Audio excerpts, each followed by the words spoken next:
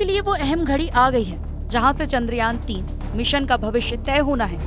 वैसे तो इसरो का चंद्रयान 3 मिशन 14 दिनों के लिए ही था, लेकिन इसरो को उम्मीद है कि रोवर फिर से एक बार चांद पर अपना काम शुरू करेगा।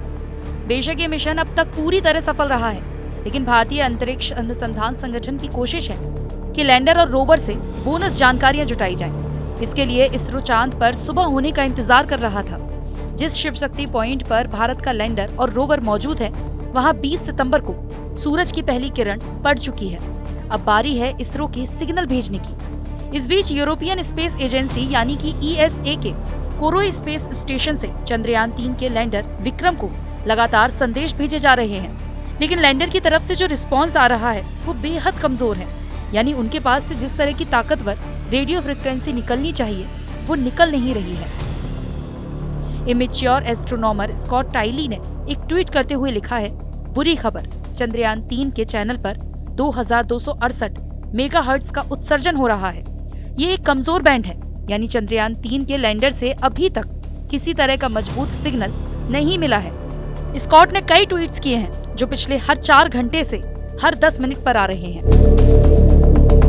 इसरो का अगर चंद्रयान 3 के रोवर से संपर्क होता है तो ये बड़ी बात होगी, लेकिन अगर संपर्क नहीं भी हो पाता है तो इसरो ने अपने मिशन से काफी कुछ हासिल कर लिया है। बताया जा रहा है कि अपने लैंडर और रोवर को बैकअप सिग्नल भेज सकता है। 2 दिन चांद पर धूप होने के चलते विक्रम और प्रज्ञान पर लगे सोलर पैनल से बैटरियां चार्ज हो चुकी होंगी। यदि सब कुछ ठीक रहता है और इसरो के सिग्नल इन्हें जगाने में सफल रहते हैं तो भारत का ये मिशन अगले 10 से 12 दिन और जानकारियां जुटा सकता है। ये बेहद उपयोगी होने के साथ साथ भारत के लिए बोनस होगा जो अगले मिशनों में काम आएगी। आपको बता दें कि चांद के दक्षिणी ध्रुव में रात के समय तापमान -238 डिग्री हो जाता है। ऐसे में इसरो के सामने सबसे बड़ी चुनौती ये पता लगाने की है कि तापमान को लैंडर विक्रम और रोवर प्रज्ञान के कितने उपकरण झेल पाए होंगे। हालांकि इसरो ये तभी जान सकता है जब लैंडर या रोवर में से कोई एक इसरो के सिग्नल को कैच कर सके। यदि इसरो के भेजे सिग्नल पर लैंडर और विक्रम नहीं जागे तो चंद्रयान 3 मिशन यहीं खत्म माना जाएगा। अगर विक्रम लैंडर और प्रज्ञान रोवर जाग गए तो इसरो के लिए ये एक बहुत बड़ी सफलता होगी। इसरो ने 4 सितंबर को लैंडर विक्रम को सुला दिया था। उस समय चांद पर रात होने में तकरीबन 3 दिन का समय बाकी था। इसरो वैज्ञानिकों ने ऐसा इसलिए किया था ताकि विक्रम में कुछ बैटरी बाकी रहे, जिससे चांद पर दोबारा सुबह होने पर इन्हें फिर से एक्टिवेट किया जा सके। विक्रम और रोवर को सुलाने से पहले ही सारे पैलोट्स बंद कर दिए गए थे ताकि अगली सुबह होने तक ये सब ठीक से काम करते रहें।